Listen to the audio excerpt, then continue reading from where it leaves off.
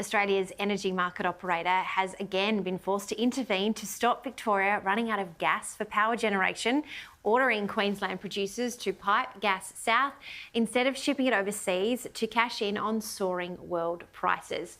Here we are again, just as Tanvir said, Daisy, everything old is new again, and the AEMO have had to step in because Victoria is shivering once again when they've got plenty of gas sitting just below the surface, but as Dan Andrews says, no fracking in Victoria.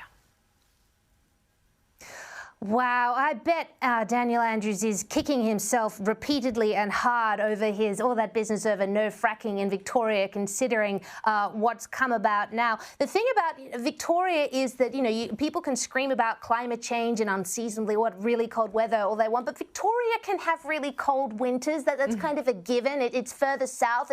It's a cold state to live in the wintertime. We all know that. So the fact that they're running out of gas is obviously really bad, because people are really going to suffer. People talk about global warming and they forget the fact that cold weather kills more people than hot weather. That's just a fact. So the fact they're having to funnel this down from Queensland is really quite outrageous. And this is sort of the logical conclusion of sort of extreme climate ideology. I mean, again, we all care about the environment. But the way we live our lives, the sheer amount of electricity that the human species uses at the moment, it is always a balancing act. And if there's, gas under the ground and you're not fracking it because of some environmental promise, but you're having to ship it in from Queensland, sorry, I think there needs to be a reassessment there. Tanvir, do you think that if this does, when we see, Matt Keane having to front the cameras again, telling New South Welsh men and women to say, make sure you turn off your lights at between the hours of 5 and 7 p.m. to conserve energy, do you think that's going to push the government to really sit down and nut out a national gas strategy, or just say, WA can do it, let's maybe just use a carbon copy of that?